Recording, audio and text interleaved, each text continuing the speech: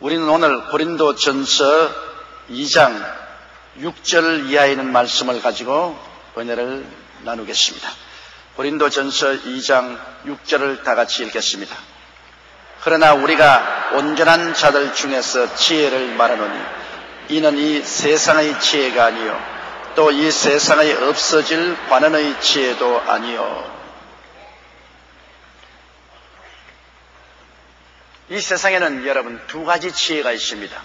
하늘에서 내려온 지혜가 있고 이 세상에서 나오는 지혜가 있습니다. 이 세상에서 나오는 지혜는 그 지혜가 모두 다 육신의 정욕, 안목의 정욕, 이 세상 자랑과 연결되어 있습니다. 마귀적이요, 세상적이요, 탐욕적인 그러한 지혜입니다. 믿지 않은 사람들은 이미 그 존재 자체가 하나님과 관계가 없습니다. 부패했습니다.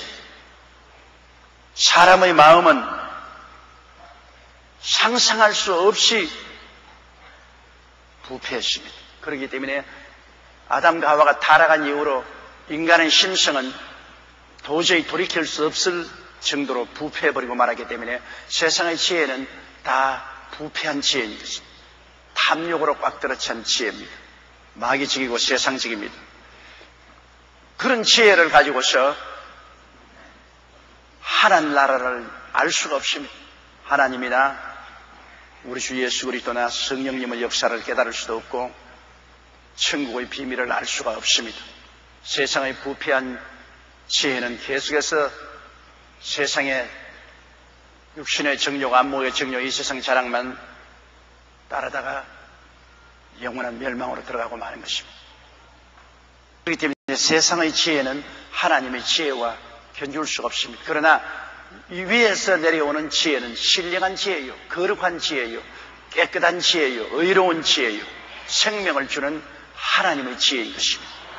이 하나님의 지혜는 성령으로 말미암아 말씀을 통해서 우리에게 주어지는 지혜인 것입니다. 그렇기 때문에 지혜는 세상적인 지혜가 있고 하나님의 지혜가 있습니다. 그런데 우리가 온전한 자들에게 지혜를 말한다는 것은 온전한 자는 뭐냐? 우리 스스로가 온전하게 되는 것이 아니라 우리가 예수를 믿는 자는 그리스도 안에서 온전하게 된 사람인 것입니다. 우리가 온전하게 될 수 없어요.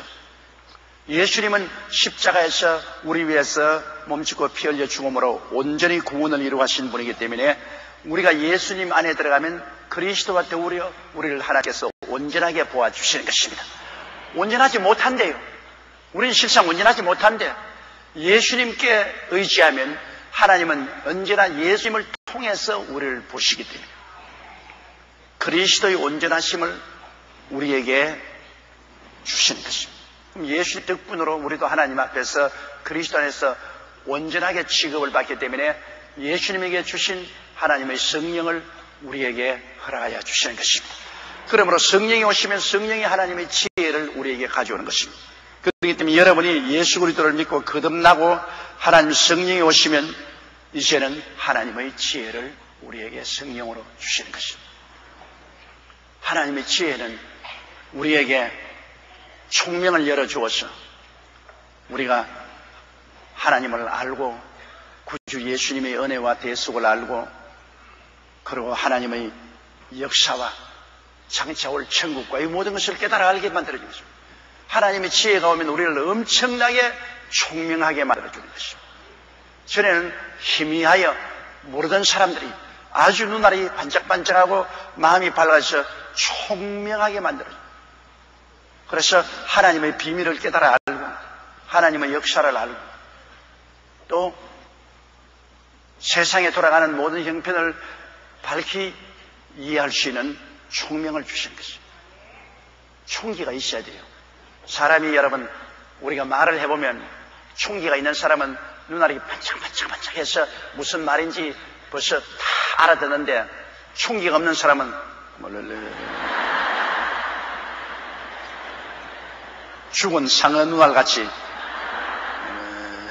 무슨 말을 해도 그게 무슨 말인지 알아듣지를 못하고 이해를 못해요. 총기가 없어 그런 것입니다.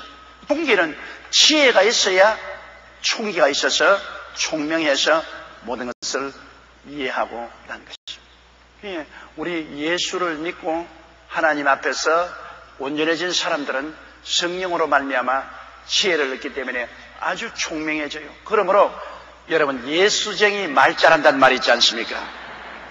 말을 잘하는 것은 총명하기 때문에 말을 잘해요. 자기가 희미하면 말을 못해요.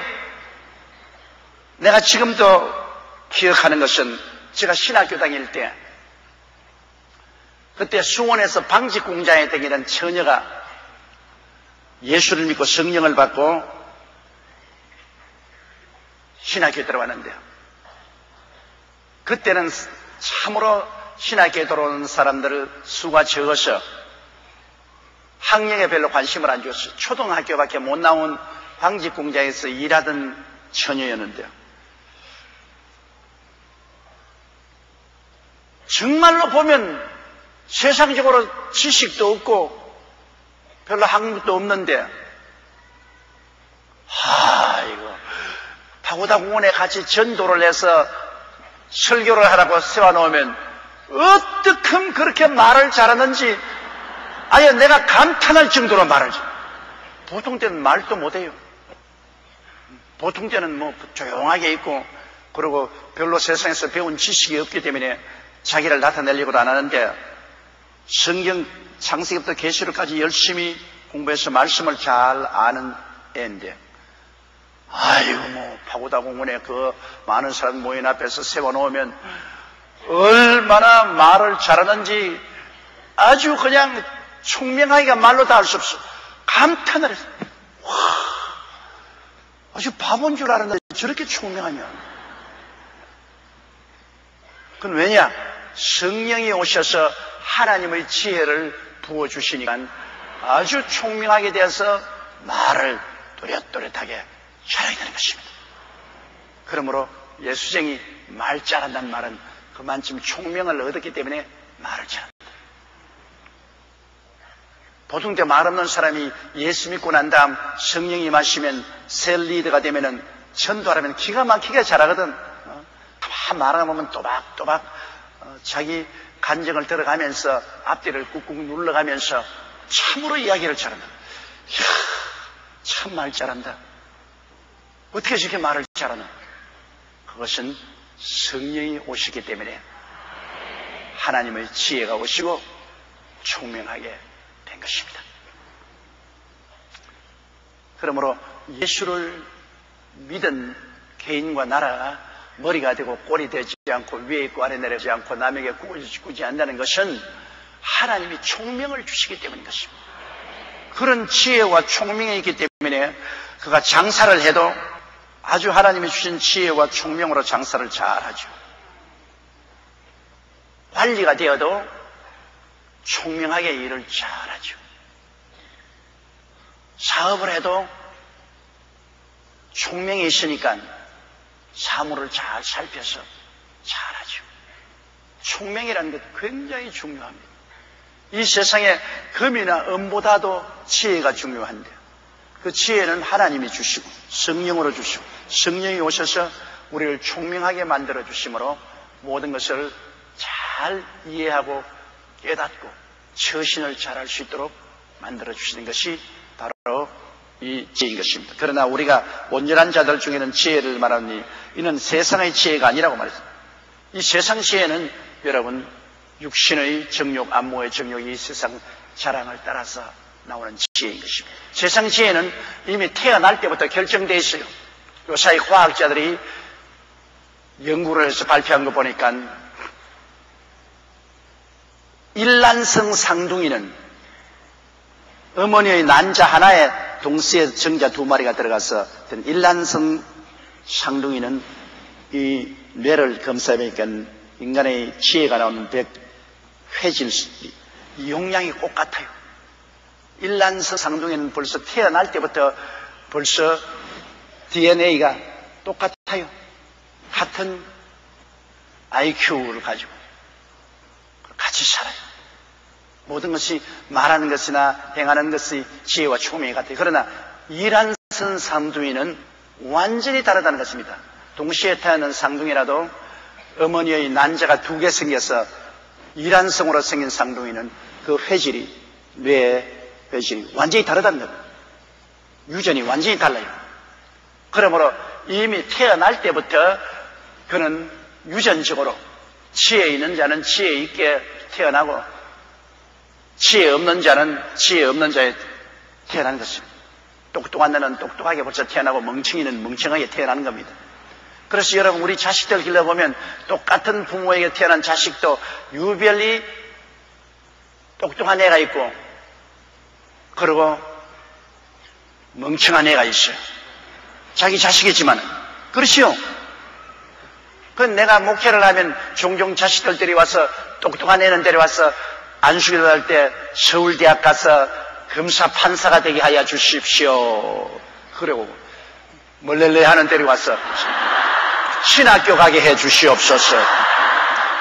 그렇게 기도받으러 온 사람이 많습니다. 내가 그때마다 정말 마음에 괘씸한 것을 느낍니다.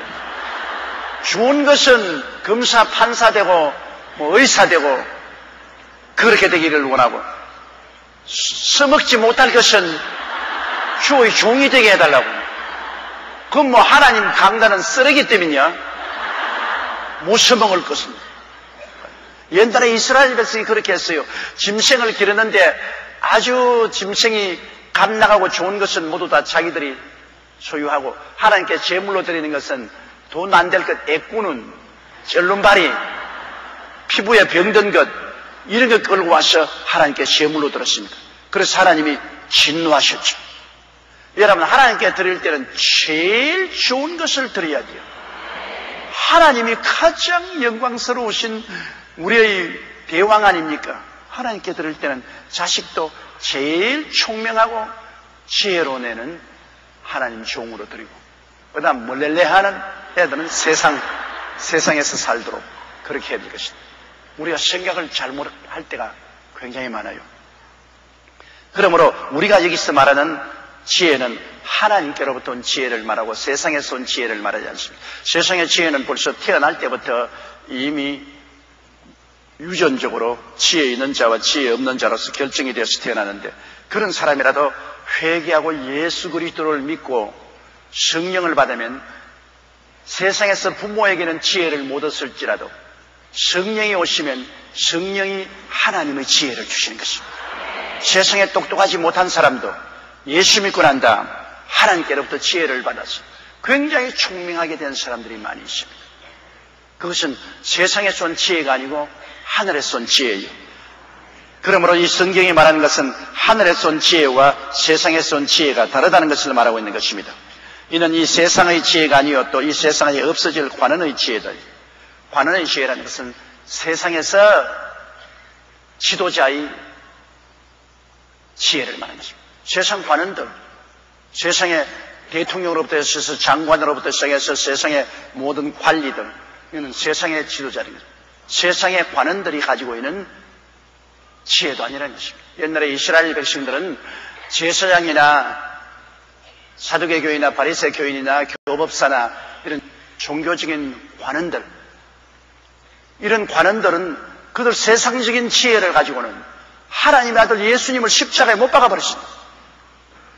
왜냐하면 세상 관원들, 그들이 가진 세상적인 지혜를 가지고는 하나님의 아들을 몰라봤, 그만큼 총명이 아두네요. 하나님의 아들을 몰라보고 배반하고 십자가에 못 박아요. 오늘날도 유대인들이 예수 그리스도를 하나님의 아들인 줄 인정하지 않고 이스라엘은 예수 그리스도를 배반하고 배척하는데, 그들이 세상 관원들의 지혜를 가지고는 그렇게 아두네요. 그래서 이스라엘은 관원들이 예수 그리스도를 정식으로 전도하지 못하도록 법을 만들어가서 금지하고 있습니다. 얼마나 관원들의 지혜가 아둔합니까? 그런 관원들의 지혜라는 것은 세월이 흘러가면 다 없어질 지혜입니다. 없어질 그 관원들의 지혜가 예수를 모르는데, 우리가 받은 지혜는 이 세상 지혜도 아니고 그런 지체 높은 관원들이 가지고 있는 세상적인 지혜도 아닌 것입니다. 우리의 지혜는 탁월하게 하나님의 지혜를 성령으로 말미암아 우리가 얻게 된 것을 생각할 때 얼마나 감사한지 몰라요. 그래서 우리가 예수 이름으로 하나님께 기도하면 하나님이 성령으로 말미암아 문제에 대해서 지혜를 주시는 것입니다. 문제 해결에 대한 지혜를 우리가 주님께 지혜를 구하면 꾸짖지 아니하고 후히 주시는 하나님이신 것입니다. 문제를 당할 때마다 예수 그리스도 이름으로 우리가 하나님께 간절히 기도하면 하나님께서는 우리에게 지혜를 주시고 총명을 주십니다. 세상의 지혜가 아니요, 세상 관원들의 지혜가 아니요, 하나님의 지혜를 주셔서 그 총명을 가지고서 문제를 해결할 수 있게 만들어주는 것입니다. 7절요, 오직 비밀한 가운데 있는 하나님의 지혜를 말하는 것이니 곧 감추었던 것인데 하나님이 우리의 영광을 위하사 만세전에 미리 정하신 것이라. 여러분, 오직 비밀한 가운데 있는 하나님의 지혜. 왜 비밀이라고 합니까? 비밀은 우리가 모릅니다. 하나님이 숨겨놓은 것이기 때문에 비밀은 모르지요. 오늘날 여러분, 이 세상 사람들은 모두 다 이 지식 경쟁 사회입니다. 그러므로 나라마다 이 지식, 노하우를 비밀로 감춰놓고 안 가르쳐 줍니다. 기술을요. 기술을 가지고 있는 사람이 기술을 내주면은 그러면 사업이 안 되죠. 그러므로 많은 돈을 들이고 시간을 들이고 교육을 통해서 신기술 개발을 하거든요. 신약을 개발한다든지. 그렇지 않으면 우리 전자산업에 있어서 특별한 새로운 기술을 개발한다든지. 그렇지 않으면 이 농사짓는 새로운 기술을 개발한다든지. 오늘날 세상의 경제는 지식 경쟁이기 때문에 새로운 지식을 얻어 노하우를 가지는 것입니다. 그런 노하우를 얻으면 비밀로 딱 가지고 비밀로. 이거 가르쳐주면 안 돼요. 여러분, 코카콜라 있지 않습니까? 저렇게 온 세계 코카콜라 왕국을 만들었는데, 그러나 코카콜라 원액을 만드는 비밀을 세계가 모릅니다. 코카콜라 형식은 내보지만은 그 원액은 절대로 안 가르쳐 줍니다. 오직 코카콜라 회장이 다음 올라올 회장에게 그 비밀을 가르쳐 주고 그 비밀을 적은 것을 금고에다가 넣어서 열쇠를 취합니다. 몰라요. 그러므로 온 세계 코카콜라 있지만은 원액은 여러분 미국에서 보내오지 여기서는 못 만듭니다. 한국 코카콜라 회사도 병은 만들고 코카콜라 액은 만들지만 그 원액에 코카콜라 맛을 내는 근본적인 것은 미국에서 가져와요. 절대로 미국에서 안 가르쳐줘요. 노하우를 비밀로 딱 감추고 있어요. 그러니까 코카콜라가 두고 온 세계에 석권을 하고 돈 버린 것은 경쟁자가 없습니다. 노하우를 모르기 때문에. 가르쳐주면 안 돼요. 여러분도 아주 음식을 잘 만드는 기술을 가지고 있으면 비밀로 딱 가지고 가르쳐주지 말아야 돼요. 여러분만 딱 가지고서 기술을 발휘하다가 나중에 딸이 시집 가거들랑 딸에게만 귀해야 되고 싹 가르쳐주세요. 그럼 시집 가서 음식 잘 만드니까 존경받고 사랑받지 않아요. 이 세상에 노하우라는 것은 얼마나 귀한지 몰라요. 오늘날은 그렇기 때문에 지식과 정보의 사회로서 어찌하면 이 지식과 정보를 더 많이 가지고 있느냐, 이 사람이 또 이 국가가 세계에서 잘 살고 지도적인 국가가 되는 것입니다. 그러면 우리가 여러분, 하나님의 비밀은 무엇입니까? 하나님의 지혜는 하나님 속에는 비밀입니다. 이건 하나님께서 아무나 주는 것이 아니에요. 오직 비밀 가운데 있는 하나님의 지혜를 말하는 거죠. 그 하나님의 비밀한 가운데는 하나님의 지혜는 뭐냐? 예수님이 바로 하나님의 지혜인 것입니다. 예수님이 하나님의 비밀이요, 예수님이 하나님의 지혜입니다. 시편 91편에 보면 은밀한 하나님의 비밀한 가운데 있는 자는 전능자의 날개 아래에 거한다. 하나님의 비밀 가운데 우리가 어떻게 거합니까? 하나님의 비밀은 누굽니까? 예수님이 비밀인데 예수님을 구주로 모시면 우리는 하나님의 날개 아래에 거하게 된다. 그렇게 말하고 있는 것입니다. 예수님이 하나님의 비밀입니다. 그러니 하나님이 예수님을 얼마나 귀하게 여깁니까? 예수님이 바로 하나님의 비밀이요 하나님의 지혜인 것입니다. 하나님이 여러분 지혜로 우주를 지으셨는데 그것이 뭡니까? 예수 그리스도를 통해서 우주를 지으신 것입니다. 하나님이 만물을 지었다. 그 말씀은 여러분 천지를 지을 때 하나님이 직접 나와서 지은 거 아닙니다. 예수님을 통해서 지은 것이고 예수님께서 성령의 능력으로 해와 달과 별들을 지으시고 천체와 우주 만물을 지으시고 예수님이 바로 하나님의 감추인 비밀이요 예수님이 하나님의 비밀 가운데 있는 지혜인 것입니다. 그러므로 여러분 예수 그리스도를 안다는 것은 하나님의 감추인 비밀을 아는 것이요 하나님의 비밀 한가운데 있는 지혜를 아는 것입니다. 엄청난 것입니다.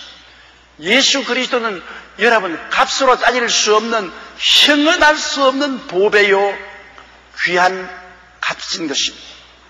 이 예수 그리스도를 여러분 이 세상 사람들이 알지 못하고 등한히 여기는 것은 너무나 비참한 일입니다. 이 예수 그리스도를 여러분 알고 믿으면 우리의 미래가 환하게 열리는 것입니다. 우리 미래가 환하게 열려요. 예수를 모르면 미래가 캄캄하지 않아요. 죽음의 장막이 내리고 미래가 캄캄해요. 죽음으로써 모든 것은 끝장나버리고 말고 캄캄하죠.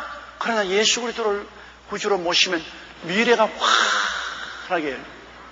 그리고 미래에 다가올 새로운 하나님의 새하늘과 새 땅이 환하고 그 안에 들어가서 우리가 영원 무궁토록 누릴 영광이 넘치도록 다가오는 것이니 그리스도 안에 있는 하나님의 비밀이 다 열려지는 것입니다.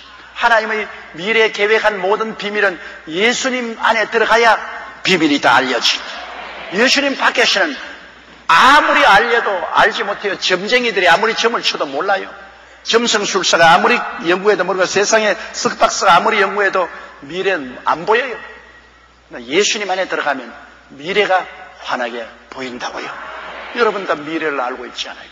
예수 그리스도 안에서 죽음 저 건너편에 어떻게 된 걸 우리가 환하게 들여다보고 있지 않아요. 그 하나님의 비밀이 우리에게 폭로된 것입니다. 세상에는 비밀이 안 알려져도 우리 예수 믿으면 예수 안에서 하나님의 미래에 대한 비밀이 다 우리에게 알려지고 폭로되어서 우리가 하나님 비밀을 아는 것입니다. 그러므로 오직 비밀한 가운데 있는 하나님의 지혜를 말하는 것인데 그것도 감추었던 것인데 오랫동안 감추어낸 것인데 하나님이 우리의 영광을 위하여 만세전에 미리 예정한 것입니다. 우리의 영광을 위해서 이것 정말로 너무하지. 우리가 하나님의 영광을 늘 바라고 하나님께 영광을 돌리려고 애를 쓰지만은 하나님은 우리의 영광을 위해서 예수님을 예비해 놓으신 것입니다. 만세전에 여러분과 나의 영광을 위해서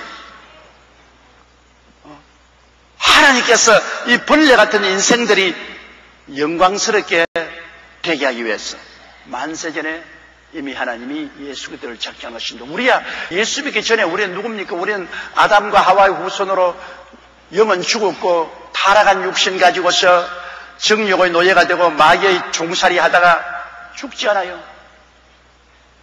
이 세상에 우리가 사는 인생에 자랑할 것이 무슨 값어치가 있습니까? 죄의 종이요, 세상과 부패의 종이요, 슬픔과 질병의 종이요, 저주와 가난의 종이요, 죽음과 절망의 종살이 하다가 그냥 사라지고 마는 너무나 비극적인 인생인 것입니다.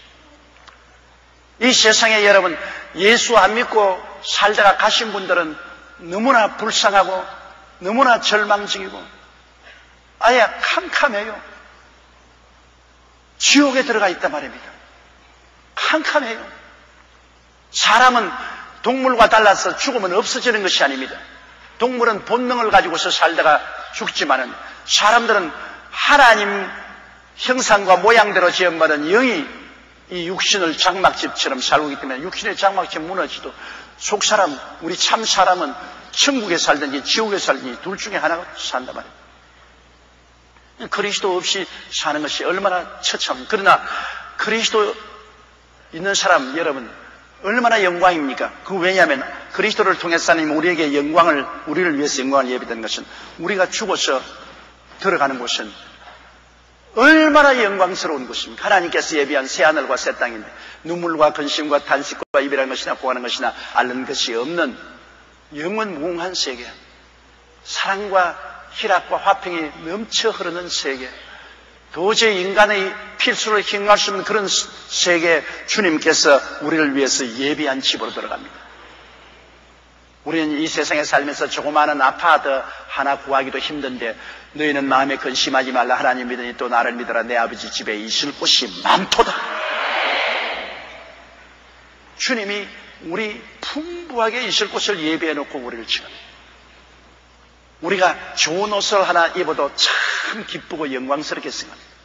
더구나 화려한 저택을 준비해 놓고 우리에게 준다면 우리가 들어갈 때 얼마나 영광스럽습니까? 우리가 이 세상에서 높은 지위를 얻게 되면 굉장히 영광스럽죠. 요사이 보니까 이제 곧장 여자 장군이 생긴다는데, 남자 장군만 있는 게 아니라 여자 장군도 생겨요. 그럼 여성이 우리 한국 역사상 처음으로 별을 탁 답니다. 별을 달면 어떻게 생각합니까? 자가용 자동차에 운전수 탁 달려서 나와요. 그러고 난 다음 가는 곳마다 별판을 붙인 판이 명함이 탁 갖다. 얼마나 영광스러운 것입니까? 굉장히 영광이에요. 그런데 여러분, 우리가 가면 우리의 지위가 천사보다 높고 예수 그리스도의 신부가 되어서 아버지와 아들과 함께 보좌에 앉게 된다. 와, 이거 거짓말 같은 참말이에요. 너무나 영광스럽기 때문에 그럴 수가 있느냐, 그렇게 생각할 것입니다. 우리는 다 그리스도의 신부들이에요. 신부는 신랑하고 같이 있게 되어 있는 것입니다, 여러분. 그렇잖아요. 우리 주 예수 그리스도께서 보좌 우편에 앉아있기 때문에 우리는 그리스도와 함께 하나님 보좌 우편에 앉게 되는 그런 지위를 얻게 되고, 지금은 우리가 천사보다 조금 낮게 되었으나 그때는 천사보다 높은 자리에 올라가지 천사들을 우리가 부리게 된 것입니다. 아버지에게 예수 그리스도와 함께 만물을 상속으로 받아서, 그리스도와 함께 우주를 상속으로 받아서 다스리는, 와, 이거 군뱅이 같은 인생이 어쩌다가 그렇게 됩니까? 이 영광이 보통 영광입니까? 이 보통 영광이 아니에요, 여러분. 우리 군뱅이 같은 인간이 예수 그리스도와 더불어 여러분 우주를 상속으로 받아서 다스리며 살라니, 이거 정말로 깜짝 놀라게 좋은 일이에요. 그러다 우리 몸도 어떻습니까?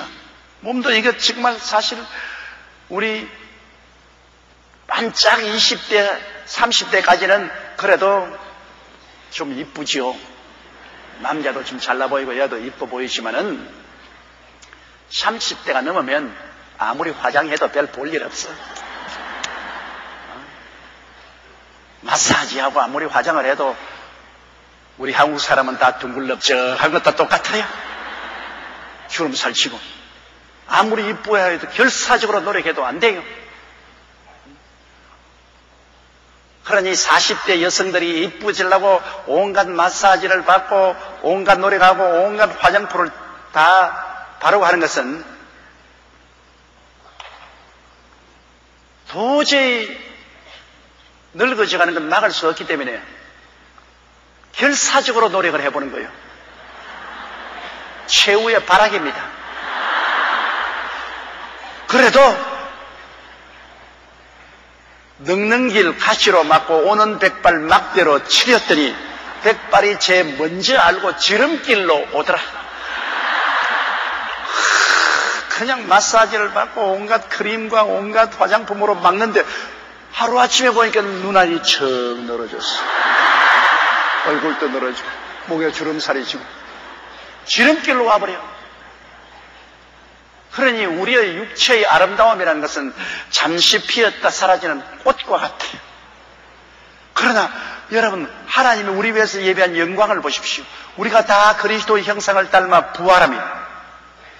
이 죽을 몸이 죽지 아니한 몸을 얻겠고, 이 육의 몸이 신령한 몸을 얻겠고, 이 추한 몸이 영광스러운 몸을 얻겠고, 죽을 몸이 영원히 살 몸을 얻겠고, 예수의 형상을 담으니까 예수님이 여러분 30대에 십자가에 못 박여 세상을 떴습니다.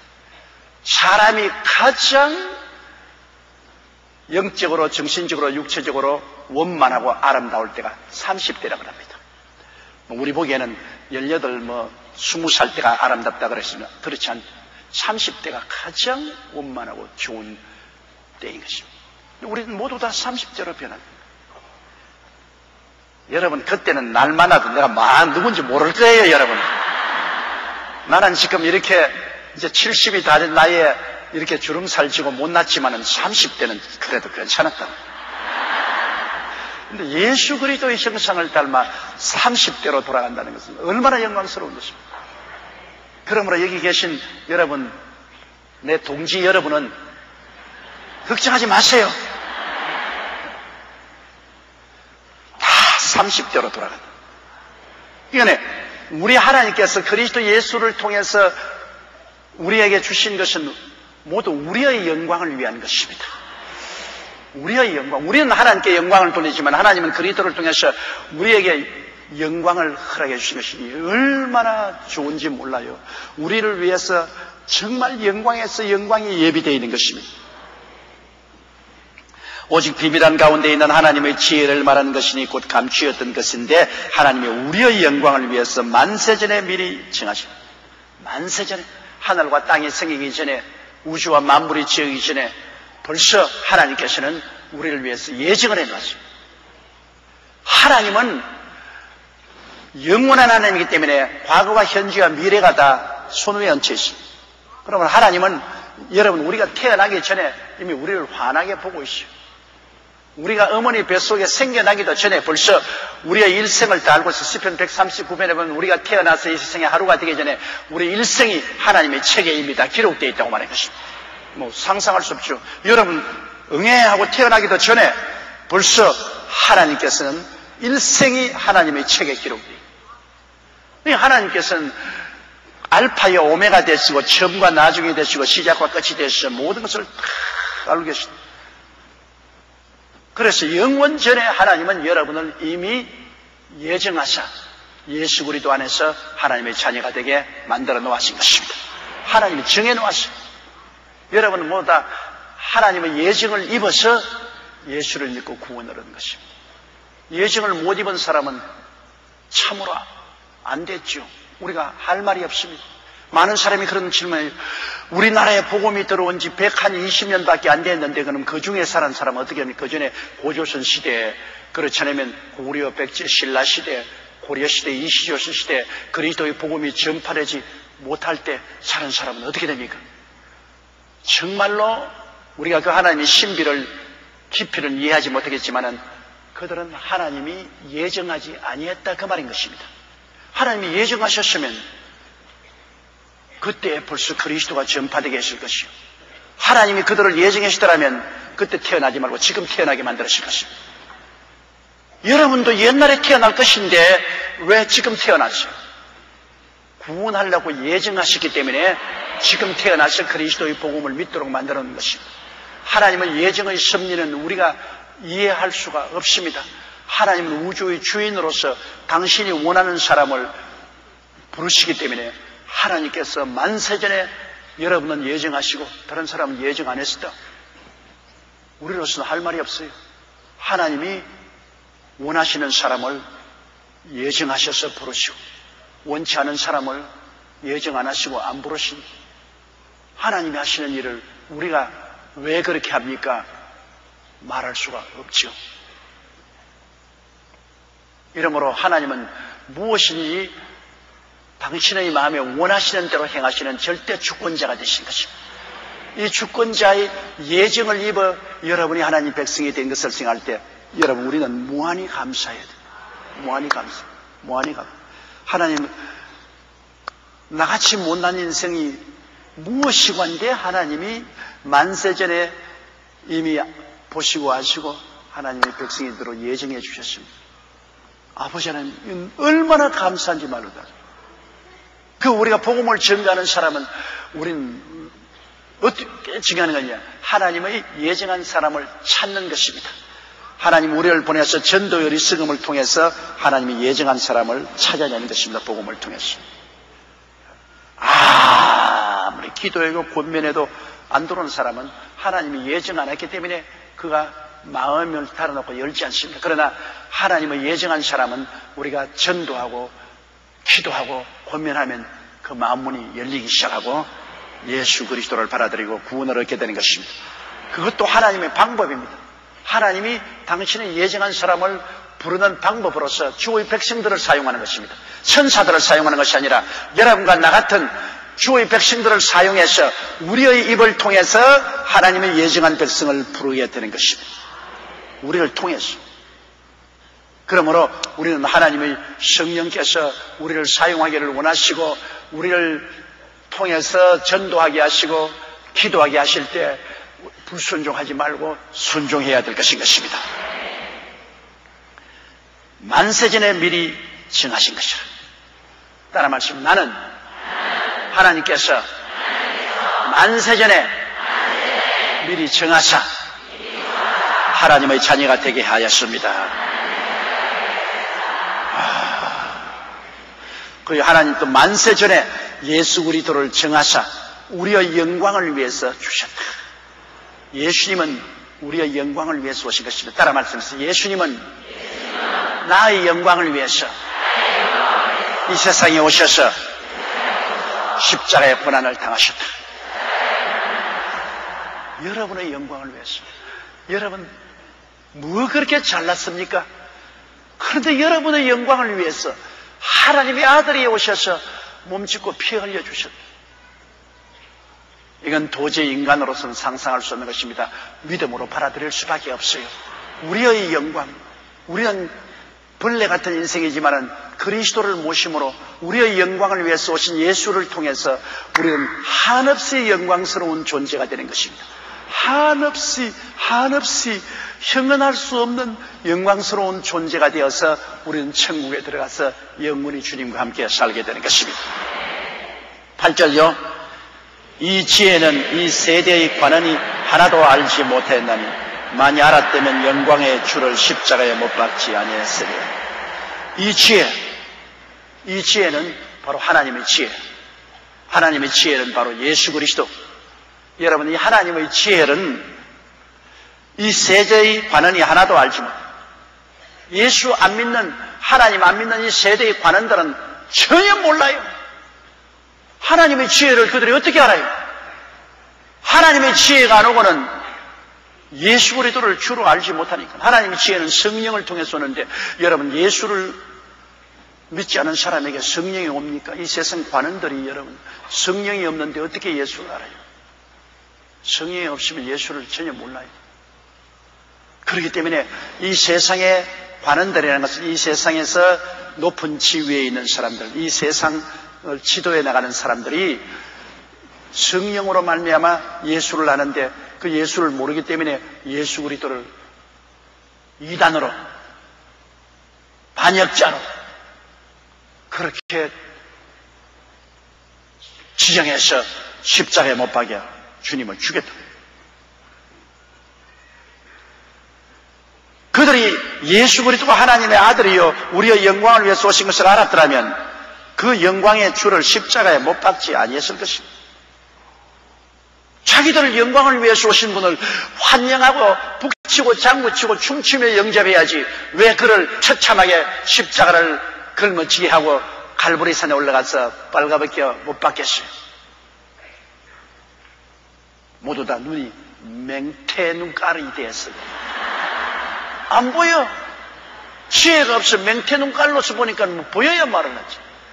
영광의 주를 반역자로, 영광의 주를 이단자로 그렇게 보고 십자가에 못 박아요. 그러니 여러분 잘못 본다는 것이 얼마나 비극적인 것입니까? 성령이 오셔야 잘 볼 수 있지. 성령이 오시지 않으면 이 세상의 지도자의 지혜와 총명으로는 그리스도를 알지 못하는 것입니다. 영광의 주. 예수님은 영광의 주입니다. 그는 온 우주를 지으신 하나님의 지혜요, 하나님의 능력이요, 하나님의 권세요. 우주의 가장 영광스러운 분입니다. 그 영광의 주인 것입니다. 그가 비록 동정녀 마리아에 태어나고 나사렛인으로 나타났지만은 그 흘무리한 옷, 그 뒤에 계신 그 영광을 바라볼 줄 알아야 돼요. 그리스도를 영광을 바라보지. 베드로처럼 주는 그리스도시요 살아계신 하나님의 아들이시니이다. 바요나 시모나 내가 복이 있도다. 이를 내게 알게 한 것은 내 혈육이 아니요 하늘에 계신 우리 아버지시니라. 아버지가 성령으로 지혜를 주어서 영광의 주를 알아보았습니다. 여러분도 아버지가 성령을 주어서 영광의 주를 알아보았습니다. 얼마나 놀라운 일입니다.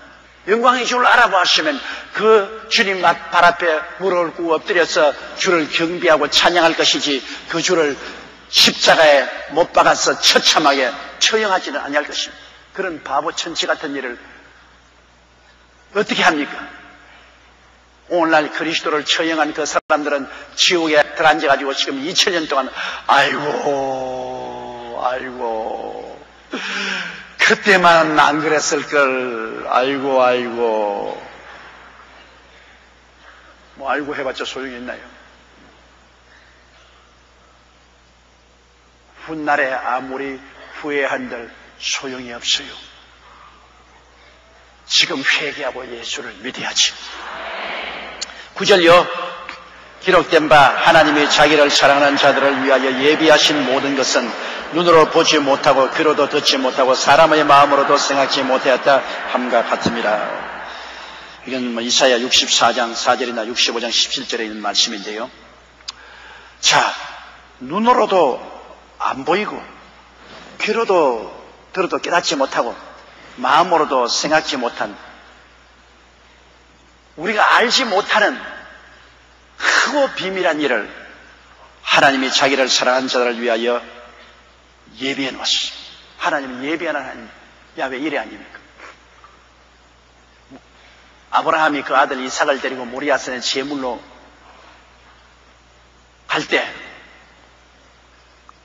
그는 하나님이 미리 제물을 예비해 놓은 것은 꿈에도 생각하지 말았습니다. 눈으로 보지 못하고 귀로 듣지 마음으로 깨닫지 못하고 그저 이삭을 제물로 드리라고 하니까 모리아산을 가서 제단 쌓아놓고 장작 깔아놓고 이삭을 묶어서 넣어놓고 그를 잡으려고 할 때 하나님께서 너 아들 이삭에 손대지 마라. 네가 네 독자 내 외아들이라도 아끼지 않고 내게 주었은즉 참으로 나를 사랑한 줄 아노라. 그 다음 보니까 바로 그 건너편에 숲 능쿨에 사냥이 줄에 얽혀서 있어요. 하나님이 예배해 놓았어요. 그 제단에는 이삭이 아니라 사냥을 잡아서 제물로 드리도록 하나님이 제물은 예배해 놓으셨어요. 아브라함 몰랐어요. 하나님이 그 예배해 놓은지. 그래서 이삭 대신에 그 사냥을 잡아서 제물로 드렸어요. 여러분, 우리가 일생을 살아가는 동안에 하나님께서는 우리의 머리털까지도 다 해심받으시고 우리의 모든 것을 아심으로 하나님이 자기를 사랑하는 자를 위해서 예비한 모든 것을 했으니 하나님을 사랑하는 자가 누굽니까? 하나님의 아들 예수를 구주로 믿는 자가 하나님을 사랑하는 자인 것입니다. 하나님이 너무나 사랑하는 아들 예수를 우리가 구주로 모시고 사랑하게 되면은 예수를 사랑하는 자는 아버지를 사랑하게 되는 것입니다. 예수를 경외하는 자는 아버지를 경외하게 돼요. 하나님은 예수 그리스도의 이름만 들어도 너무 좋아서 우리 하나님 어찌할 바를 모릅니다. 그렇게 하나님은 그 아들 예수님을 사랑하시는데 그 아들 예수님을 대적하면 하나님을 대적하는 것이죠. 예수를 믿지 아니하면 하나님의 버림을 받죠. 그런데 그 하나님을 사랑하는 예수 그리스도를 믿고 우리가 순종하면 하나님은 우리가 하나님을 사랑하는 자로 인정하는 것입니다. 그런데 하나님을 사랑하는 자를 위해서 하나님은 모든 것을 예비해 놓았어요. 오늘 수능 시험을 치기 때문에 부모님들이 걱정을 팍 많이 하지만은 부모와 자녀들이 예수님을 잘 믿었으면 수능 시험에 들든 안 들든 하나님은 그 미래를 예비해 놓으신 것입니다. 수능 시험에 안 들어갔다고 탄식을 하는 사람이 있을지 몰라도 안 들어간 것이 또 더 좋게 될 수도 있는 것입니다. 내가 서대문에 있을 때 우리 한국의 저명한 문학가의 딸이 너무나 마음에 낙심천만해서 내와서 눈물을 줄줄 흘려요. 며느님 아주 좋은 분하고 약혼을 했는데요. 그만 그 약혼한 사람에게 배신을 당하죠. 이 처녀는 그 약혼자를 정말 사랑했는데 그만 그 약혼자가 배신을 하고 다른 여자하고 결혼을 해버렸습니다. 그래서 이 처녀는 마음에 치명타를 입었어요. 이제 자기 일생은 끝났다고 생각했어요. 이젠 자기는 결혼도 하지 않고 일생을 혼자 살겠다고.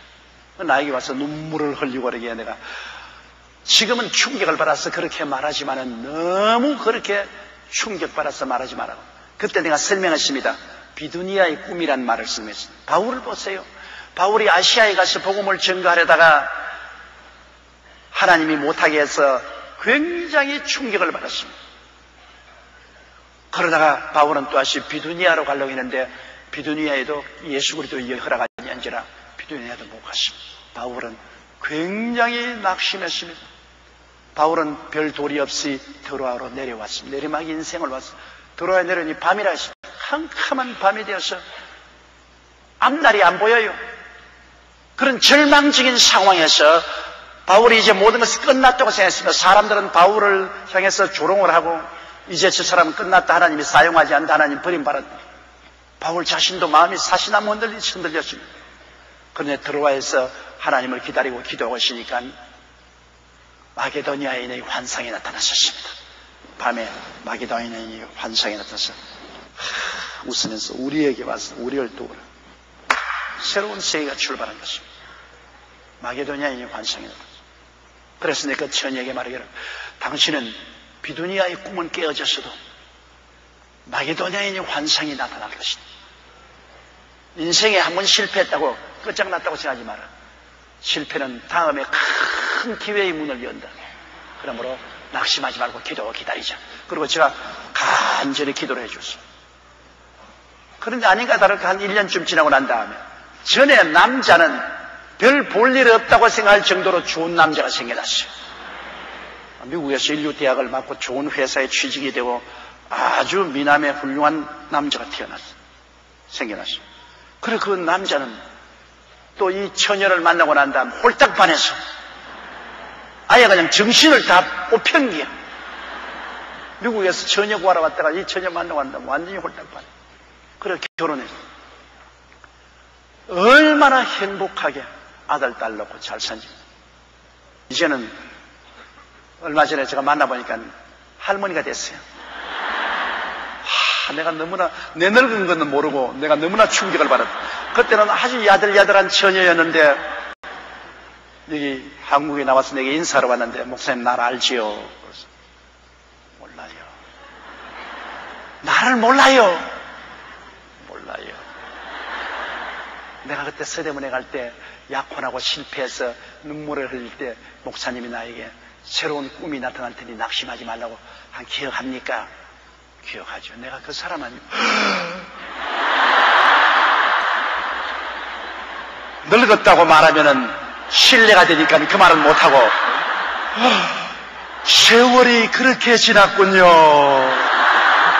그럼 속으로 아이고 할머니가 됐구나.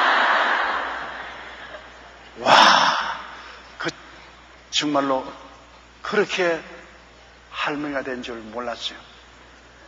여자들은 늙으면 팍 늙어버리거든. 그건 왜냐, 남자들은 늙으면 열이 위로 올라가기 때문에 얼굴이 벌게져요. 남자들은 영감이 돼도 얼굴이 벌게지고 괜찮은데 여자들은 늙으면 열이 밑으로 내려가 버려요. 그러므로 막 바가지처럼 쪼글쪼글쪼글.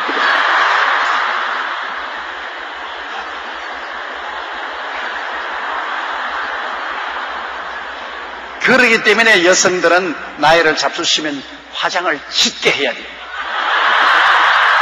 화장을 짙게 하고 옷도 빨강, 파랑, 노랑 원색을 입고 그렇게 하면 조금 보상을 받을 수가 있는 것입니다. 인생이라는 것은 여러분 한 번, 두 번 실패했다고 끝장나는 거 아니에요. 많은 경우에 실패가 더 나은 내일을 마련해주는 좋은 기회가 될 수 있죠. 제가 저번에 설교했지만 조스토옙스키 같은 사람 30대에 시베리아 유형을 가서 비참한 삶을 시베리아 유형이란 얼마나 고통스럽습니까? 얼마나 춥고 배고프고 열악한 환경 가운데 거의 다 죽어가는 그런 데서 강제 노동을 하고 시베리아에서 있을 때 그 슬픔을 말로 다 할 수 없지 않습니까? 그러나 그는 시베리아의 유형지에서 예수 그리스도를 믿고 주님께 의지하는 신앙을 얻고 그 다음 그 유형을 마치고 돌아왔어요. 그것을 체험담으로 그 시베리아 고생한 것을 재료로 삼아서 주옥 같은 소설을 지었습니다. 그래서 그 소설은 그로 하여금 세계적인 인물로 만들고 지금도 우리 가슴에 메아리죠. 그가 지은 죄와 벌, 그 죄와 벌은 저희 인생에도 내 마음에 굉장한 감격을 주었고 지금도 그 죄와 벌을 생각하면 내 마음속에 깊은 감동을 가집니다. 그는 시베리아에 유행을 간 것이 큰 불행이었지만은 그러나 훗날에 보니까 그것이 거대한 축복으로 변화된 것입니다. 지금 주일날 내가 설교한 첼로 역정도 그렇지 않습니까? 번연 같은 첼로 역정. 잘 나가는 목사님이 정부에 잡혀가지고서 감옥에 들어가. 기약 없이 감옥에 들어있어요. 그때 감옥이란 요사이 감옥보다 비참하죠. 그러니 잘 나가는 목사가 감옥에 갇혔으니 하나님 어떻게 하여 나를 감옥에 넣습니까? 왜요? 여러분 참 중요한 것은 하나님께는 왜요 물으면 절대로 대답 안 합니다. 아무리 왜요 해도 하나님은 대답 안 해요. 예수님조차도 십자가에서 어찌하여 나를 버리시나이까 대답 안 하셨어요. 절대 주권자는 그냥 끝에 가서 봐라 그러지 설명 안 합니다. 하나님 설명하신 하나님 아닙니다. 끝에 봐라. 번연이 왜요 아무리 해도 안 된다. 그런데 나중에 그의 마음에 차분해지자 기도하는데 하나님 성령이 역사하셔서 소설을 지어야겠다고 천국 가는 길이라는 첼로 역정이라는 소설을 지었습니다. 여러분 첼로 역정 읽어본 사람 한번 손들어 주십시오. 들어 읽어봤죠? 정말로 명작입니다. 성경 다음으로 가장 많이 읽히는 첼로 역정입니다. 존 번연은 그 첼로 역정을 감옥에서 적었습니다. 그가 감옥에 안 들어갔으면 그거 안 적었어요.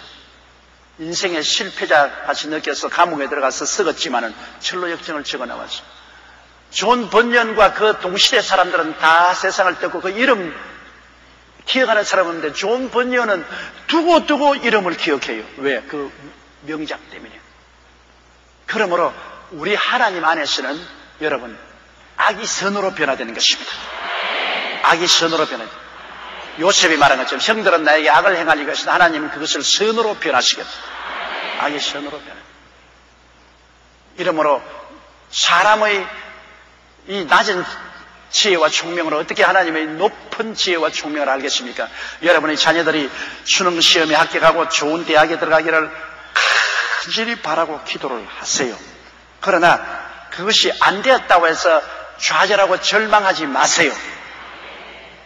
하나님은 안 된 것을 가지고 되게 만드시는 하나님이십니다. 안 됨으로 말미암아 그를 통해서 하나님은 더 잘되게 만드시는 역사이십니다. 안 되는 걸 생각하면 나만치면 안 된 사람 없죠. 고등학교 2학년에 폐병으로 쓰러졌는데 그것도 내가 학교에서 공부를 잘 못했으면 몰라도 학교에서 늘 1, 2등을 다투던 사람이었는데 폐병으로 쓰러졌어.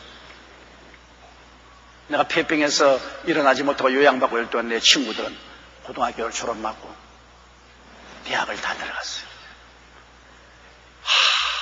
참 여름철에 여름이 왔는데 내가 이제 겨우 폐병에서 일어나서 머리를 이렇게 산발이 돼서 무슨 면도도 안 하고 헐무리해서 나오는 우리 친구들 중에 육군 사관학교 나서 해군 사관학교 간 사람들은 사관복이 모자 자기 애인들하고 부산 광복동 내거리를 설치고 그 다음에는 뭐 서울대학 간, 한양대학 간 사람들, 인류대학 간 애들 다 대학생이라고 해서 그냥 담배를 내꼬나 물고 여자들 치고 들어왔는데, 나는 폐병쟁이로서 고등학교도 졸업 못하고 나무집 심부름꾼으로 들어가서 있으면서 오후에 그 대청동 타방에 가서 구석에 내가 혼자 이렇게 앉아있습니다. 전부 다 잘나. 그래서 그때 내 생각에는 나는 파멸이라고 생각했습니다. 나는 이제 버림받은 인생이다. 나에게는 기회는 다시 없다. 나에게 모든 것은 끝장났다고 생각했습니다. 그런데 세월이 흘러서 오늘날에 와서는 전부 그 사람들은 온데간데가 없고 나만 독야청청하고 있습니다.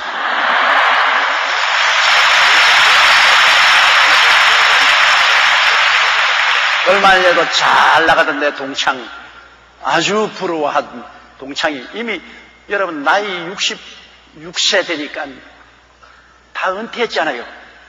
다 은퇴해가지고서 날 만나가지고서 야, 용돈 좀 줘. 옛날에 내가 참 부러워하던 애입니다.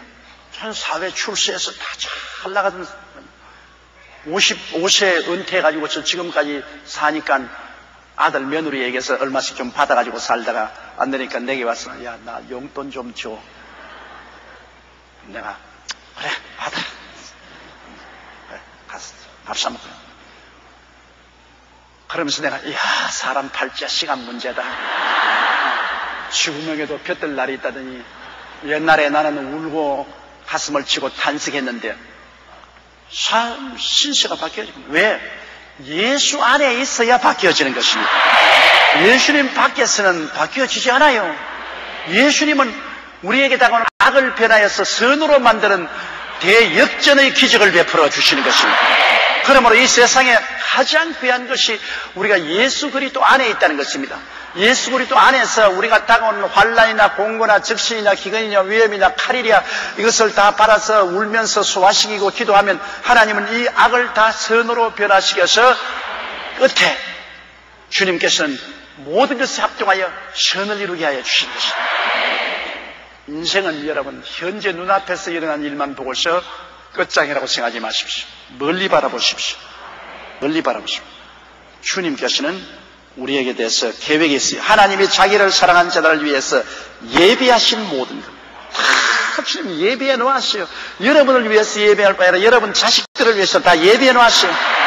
하나님 예비한 길이 있어요. 우리가 믿고 따라가면 우리 눈에 안 보이지만은 하나님께서 우리 발걸음을 이끌어 주시는 것입니다. 예비해 놓았어요. 따라 말씀. 하나님은 나의 일생을 예비해 놓았다. 내 눈에는 안 보여도 하나님께서 나를 사랑하시고 나를 기뻐하셔서 내게 최선의 길을 예비해 놓았다. 믿고 순종만 하자. 할렐루야. 믿고 순종만 하고 할렐루야로 따라가면은 우리가 눈길을 걸어가 나중에 보면 하나님의 궁전이 기다리고 있는 것입니다. 예비하신 하나님. 저는 44년을 목회하면서 이 성경 구절을 수만 번 외웠습니다. 내가 고통스럽고 괴로울 때는 이 고린도전서 2장 9절에 하나님이 자기를 사랑한 자를 위해서 예비해 놓은 모든 것은 눈으로 보지 못하고 귀로 듣지 못하고 마음으로도 생각지 못해 다음 같으니라. 내 앞길 캄캄하게 칠흑같이 어두워요. 모든 것이 다 허물어지고 어렵다고 생각합니다. 그때 저는 이 말씀을 부여자는 거죠. 말씀이 얼마나 좋은지. 내가 지금 형편이 이렇게 아득하고 답답하고 어려울지라도 하나님은 내 미래를 예비해 놓으셨다. 하나님같이 전지 전능무소부지하시니 하나님처럼 나를 사랑해 주시는 하나님이 나에게 나쁜 것 예비해 놓았겠느냐. 이 모든 악을 변하여 선으로 만드신 것이다. 하나님 예비해 놓았다. 그런데 지금까지 살아온 결과에 한 번도 하나님께서 악을 선으로 변화시키지 않은 적이 없었습니다. 적은 악은 적은 선으로, 큰 악은 큰 선으로 하나님이 언제나 변화시켜 주십니다. 그렇기 때문에 하나님 말씀은 얼마나 귀하고 귀한지 모르겠어요. 어려움과 고통을 당할 때 여러분이 그 붙잡고 살아갈 수 있는 지혜와 능력은 말씀에서 나오는 것입니다. 그러므로 여러분이 지금 어떠한 공경을 겪고 있다고 할지라도 하나님은 내일을 예비해 놓고 계시겠습니다. 신당을 예배하신 하나님이 이 땅에 사는 동안 예비 안 해 주겠습니까? 무엇을 먹을까, 무엇을 입을까, 무엇을 마실까 염려하지 마라. 그 나라와 그 일을 먼저 구하라. 이 모든 것을 너에게 더하여 주시리라. 하나님은 예배하시는 야훼 일의 하나님이실 것입니다.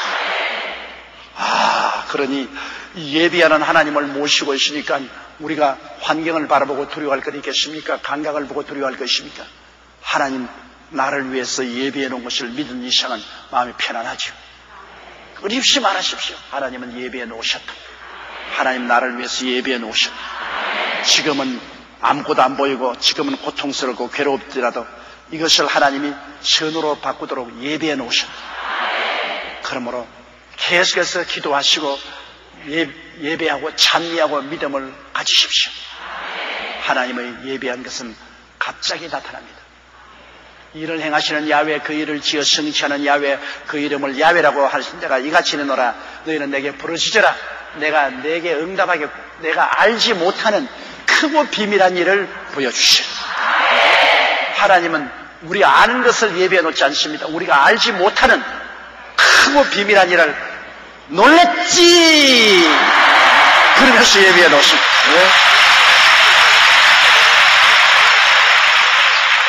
그럼 이런 좋은 하나님을 모시고 사는 우리니까 우리가 눈물을 흘리면서도 기뻐하며 살게 되시기를 주 이름으로 축원합니다. 자, 10절요. 오직 하나님이 성령으로 이것을 우리에게 보이셨으니 성령은 모든 것 곧 하나님의 깊은 것이라도 통달하십니다. 하나님의 성령은 하나님의 영이요 예수 그리스도의 영이신 것입니다. 성령은 아버지 하나님과 예수님을 통해서 우리에게 오신 분입니다. 그러므로 성령이 오셨다는 것은 하나님 아버지가 오신 것과 그리스도가 오신 것입니다.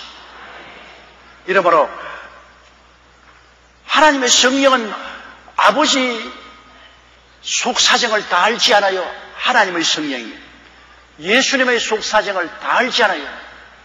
하나님의 비밀을 성령은 다 알게 하시고 예수님의 비밀을 다 알고 이 성령이 우리에게 오셔서 하나님의 비밀과 예수님의 비밀을 깨닫게 하시죠.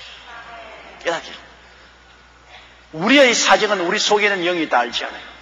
내 사정은 세상 사람이 몰라도 자기는 알지 않아요. 자기의 속사정은 자기가 아는 것처럼 하나님의 사정은 그리스도의 사정은 성령이 아시기 때문에 그러므로 성령 인정하고 환영하고 모시드리고 의지하고 성령께 우리가 의뢰하지 아니하면 아버지 하나님과 예수 그리스도의 사정을 알 수가 없어요. 그러나 성령께서는 우리에게 이것을 깨닫게 해주십니다. 우리가 하나님 말씀을 읽을 때 말씀을 통해서 성령이 우리 마음속에 감동을 해서 그래 이것은 너보고 하는 말이다. 이것을 교훈을 받으라. 이게 바로 하나님이 너보고 하는 말씀이다.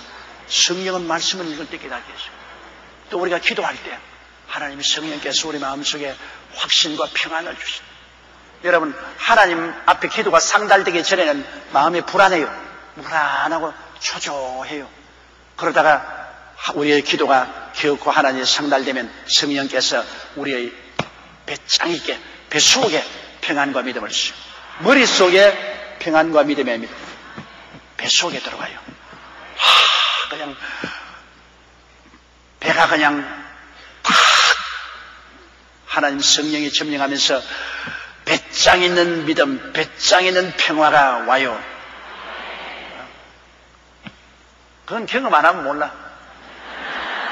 이 뱃속에 믿음이 들어온다고요. 그리고 평화가 이 뱃속에서 평화가 넘쳐납니다. 늘 머릿속에서 될까 안 될까 어찌할꼬 아이고 하나님 날 살려주소 하다가 갑자기 이건 그대로 남아있는데 이 뱃속에서 믿음이 확 들어오고 그냥 평안이 뱃속에서 확 들어와서 일어나면 배짱이 확 씁니다. 그래가 막 배짱 있게 동남풍아 부르라 서북풍아 부르라 겁날 것 없다 난 믿는다 이런 배짱 있는 믿음, 배짱 있는 평화. 이건 성령이 가르쳐 주시오. 우리가 자꾸 기도할 때 하나님이 이제 응답받았다, 기도하고 구한 것은 받은 줄로 믿으라 할 때 그것이 어디서 오느냐? 배짱에서 오는 것입니다. 대반이 알아요. 응답하는 건 대반이 알아요. 무릎을 꿇고 기도하다가 왔구나. 뱃속에 그냥 하나님 평화가 확 점령. 눈에 아무 전가 안 보이고 귀에는 아무 소리 안 들리고 손 잡혀있는 건 없어도 왔구나. 왔어요. 응답이 왔어요. 밖으로 아직 나타나지 않아도 벌써 속으로 이게 성령께서 가르쳐 주신 것입니다. 성령이 응답하는 것은 대개 마음의 큰 평화와 확신과 기쁨입니다. 마음에 큰 평안과 확신과 기쁨이 들어와서 내 뱃속을 휘어잡으면 그건 성령이 하나님이 응답하셨다. 성령이 우리에게 가르쳐 주는 것입니다. 11절요. 사람의 사정을 사람의 속에 있는 영 외에는 누가 알리요? 이와 같이 하나님의 사정도 하나님의 영 외에는 아무도 알지 못합니다. 그러므로 세상 학자들이 하나님에 대해서 안다고 하는 것 수는 틀립니다. 성령 받지 않은 신학자들이 그냥 성경을 신학적으로, 고고학적으로, 철학적으로, 역사학적으로 연구해서 발표하는 것 다 엉터리입니다. 하나님의 사정을 그것으로 어떻게 알아요? 하나님의 사정은 하나님의 영밖에 모르는데 하나님의 영을 받아야 우리가 진실로 하나님의 사정을 알지. 겉으로 봐서 어떻게 알아요?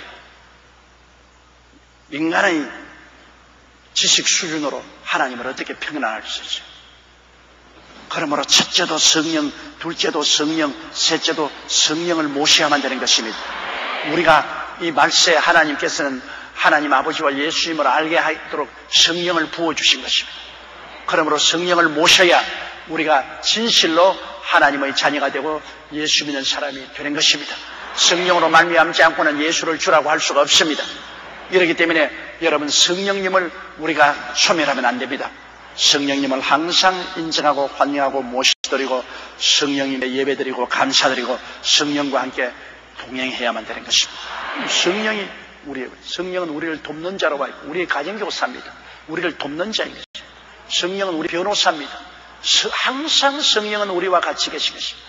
성령의 도우심을 항상 받으십시오. 항상 성령의 도움을 달라고 하고 부탁하고 성령께 의지하고 그리고 아버지와 아들에게 나가면 여러분께서 능력 있게 기도도 할 수 있고 하나님의 뜻을 깨달아 알 수도 있는 것입니다. 자, 12절 한 절만 더 합시다. 우리가 세상의 영을 받지 아니하고 오직 하나님께로 온 영을 받았으니 이는 우리로 하여금 하나님께서 우리에게 은혜로 주신 것들을 알게 하려 하심이라. 세상 영을 받았으면 세상 영은 마귀지요. 에베소서 2장에 보면 공중의 번세 잡은 영을 따랐으니 불순종의 아들들에게 역사하는 영이라. 세상 영을 받으면요 완전히 세상으로만 끌고 나가요. 마귀의 영, 온 세상은 마귀에게 쏘였으니 세상 영은 마귀의 영이. 마귀가 오면은 그냥 끊임없이 세상으로 끌고 나가요. 요사이 인터넷 도박하는 사람, 인터넷을 통해서 도박을 하게 해서 그 인터넷 도박을 해가지고서 5천만 원 잃어버린 사람도 있어요. 근데 그 사람 간증하는 말을 보면은 그는 텔레비만 보면 도박이 생각난다고 합니다. 미쳐요, 미쳐. 그러니까 텔레비만 보면은 인터넷 도박을 안 할 수가 없어. 완전히 그냥 세상 영이 잡아서 그리 끌고 가는 것입니다. 세상 영이 술 취하는 영은 그냥 알코올 중독이 되어서 술집을 두고는 떠나지를 못해요. 술집만 보면 들어가게 되니까 세상에 들어가자. 음란의 영이 들린 사람은 음란한 곳으로 세상 영이 계속 끌고 가는 것입니다. 자기가 이기지 못해요. 세상 영이 강하기 때문에 끌려 들어가요. 세상에 방탕하는 영이 들어오시면 세상 방탕으로 자꾸 끌려 들어가요. 이 세상 우리 사회 악이라는 것이 사람도 물론 부패해서 나쁘지만은 부패한 사람을 완전히 올무로 짜고 가는 근본적인 힘이 바로 세상형 악령인 것입니다. 그렇기 때문에 우리가 이 예수 그리스도를 믿고 이 악령을 내어 쫓지 아니하면 결코 그러한 것에서 해방이 되지 못해요. 악령을 내가 쫓아야 돼요. 세상의 영을 우리가 내가 쫓고나면은 자유를 되면 그 다음엔 하나님의 영이 들어오면 우리로 하여금 자꾸 회개시키고 하나님께로 이끌어가는 것입니다. 성령은 오시면 거룩한 영이기 때문에 더러운 것을 자꾸 회개하게 만드는 것입니다. 성령은 오시면 자꾸 우리로 회개시키고 우리로 하여금 하나님께로 나가게 하는 것이니까 세상의 영을 받고 있는 사람들은 아무리 교훈하고 가르쳐도 안 돼요. 사람이 몰라서 그런 게 아닙니다. 아무리 교훈하고 가르쳐도 다 알면서도 세상으로 향하게 돼요. 별 도리가 없이 끌려가는 것입니다. 그러나 회개하고 예수 믿고 성령을 받으면 교훈을 안 해도 성령이 자꾸 죄에 대하여 의에 대하여 심판에 대하여 책망을 하기 때문에 마음에 고통이 다고 성령이 꾸짖습니다. 성령이 자꾸 꾸짖으니까 마음에 고통스럽고 불안하고 괴로우니까 성령 받은 사람은 늘 회개를 많이 해요. 성령 안 받은 사람은 회개를 안 해요. 성령 받은 사람은 조그만 일을 생겨도 아이고 하나님 용서해 주십시오. 잘못입니다. 지금은 무슨 죄를 저렇게 많이 지어가지고서 밤낮 엎드려서 회개만 한다고.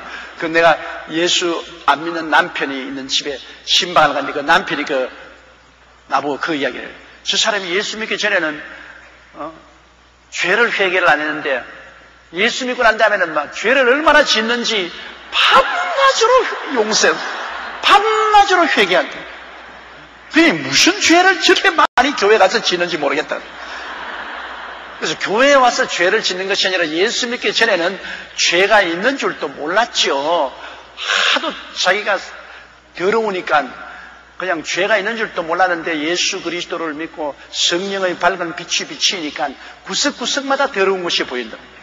그러니까 예수 믿고 난 다음 더러운 것이 보이기 때문에 자꾸 회개하게, 자꾸 회개. 그러므로 예수 믿는 사람은 성령에 충만할수록 더 간절히 회개를 하게 되고 성령이 충만하지 않을수록 자기를 타당화하고 내가 뭐 죄 지었어? 내가 나쁜 게 뭐야? 회개 안 하게 됩니다. 예수 믿는 사람은 심지어 가족의 죄, 사회의 죄, 국가의 죄도 내 때문에 되었다고 회개하는 거죠. 내 죄 때문에 내가 잘못했어. 그렇기 때문에 우리는 항상 회개하는 것을 잊어버리면 안 됩니다. 성령이 계신 표적으로는 여러분 언제나 회개입니다. 성령이 오시면 언제나 우리를 회개시키고 그러고 난 다음에 저 높은 것을 향해서 향상하도록 회개와 기쁨을 주시는 것입니다. 성령의 역사에 두드러진 것이 회개와 기쁨입니다. 많이 회개시키고 그 다음 마음에 기쁨을 주시는 것입니다.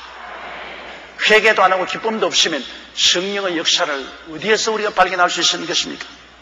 그러므로 우리는 세상의 영을 받지 아니하고 하나님께로 온 영을 받았으므로 성령을 받았으므로 이는 우리로 하여금 하나님께서 우리에게 은혜로 주신 것들을 알게 하십시오. 하나님이 우리에게 주신 은혜가 많지 않아요. 그건 우리 성령 받지 않으면 모르지 않아요. 시편 103편 1절에 보면 내 영혼아 야훼를 송축하라. 내 속에 있는 것들아 다 그 성으로 송축하라. 내 영혼아 야훼를 송축하며 그 모든 은택을 잊지 말지어다. 그가 내 모든 죄를 사하시며 내 모든 병을 고치시며 내 생명을 파멸해서 구속하시고 인자와 긍휼로 간을 씌우시며 좋은 것으로 만족해 하사 내 청춘으로 독수리같이 새롭게 하시는도다. 와, 이것만 해도 어마어마한 하나님의 은혜 아닙니까? 이걸 우리가 잊어버리고 있거든. 성령이 오지 아니하면 이거 다 잊어버리고 있어.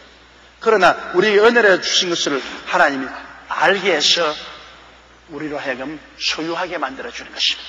알면 믿고 기도하면 소유하시죠. 따라서 알고 믿고 기도하고 소유하자. 모르면 아무것도 구할 수가 없어요. 야, 이거 하나님이 나에게 선물로 주신 것이다. 나에게 은혜로 주신 것이다. 어떤 사람이 천당에 가니까 자기의 사물함이 있는데 사물함에 가니까 선물꾸러미가 잔뜩 있거든요. 가지가지 선물꾸러미인데 가만히 보니까 치료의 선물꾸러미도 있고 구원의 선물꾸러미도 있고 평안의 선물꾸러미도 있고 출세의 선물꾸러미도 있고. 그래서 천사에게 물었습니다. 아니 이렇게 많은 선물꾸러미를 내 하늘나라 간물함에 예배는 쉽죠. 왜 내 세상에 있을 동안에 배달을 안 해주었습니까? 천사는 말이야. 내가 이걸 들고서 하나님께서 빨리 배달해주고 배달을 하러 가니까 당신 이미 문을 닫아놓고서 아무리 문을 두들기도 열어주지 않더라. 배달이 안 돼서 그 장까지 왔다. 그건 왜냐? 우리가 하나님 앞에 알았으면, 그 은혜를 알았으면 믿고 기도하고 그 다음에는 기다려야 되는 것입니다. 안 기다리고 낙심해버리면 대문 닫아버린 것이에요. 그러니 알고 믿고 기도하고 그리고 오래 기다려야 되는데 그만 조금 기다리다가 안 되니까 부인해버리거든. 아이고, 하나님 응답 안 해주셨다. 하나님 날 버리셨다. 문 닫아라. 끝났다. 천사가 나중에 와서 문을 두들겨 보니까 문 닫았어. 아브라함은 아들을 달라고 75세에서 얼마 동안 기도했습니까? 25년을 기다렸어요. 야곱은 20년을 기다렸어요. 요셉은 얼마를 기다렸습니까? 13년을 기다렸어요. 모세는 40년을 기다렸어요. 우리가 상상을 초월할 만큼 그들은 그렇게 기다려가지고서 하나님의 은혜를 받는 거예요. 하나님이 다 하시는 일은 때가 있어요. 주문주의를 주술할 때 있어요. 울 때가 있으면 웃을 때가 있고, 사랑할 때가 있으면 미워할 때가 있고, 찢을 때가 있으면 깨맬 때가 있고, 버릴 때가 있으면 주워 모을 때가 있고, 전쟁할 때가 있으면 평안할 때가 있고. 하나님은 때가 있어요. 그러니 여러분이 진리를 알고 믿고 기도하고 그 다음에는 기다리자. 그렇게 하면 선물 꾸러미가 배달될 때 여러분 다 받아 누리죠. 우리 한국 사람의 가장 큰 특성은 좋기도 하고 나쁘기도 하는데 그 뭐냐? 빨리빨리입니다. 무엇이? 빨리빨리. 밥도 빨리빨리 먹어. 빨리빨리. 잠도 빨리빨리 했잖아. 빨리빨리. 일도 빨리빨리 해라. 빨리빨리. 그래서 발전도 빨리빨리 합니다.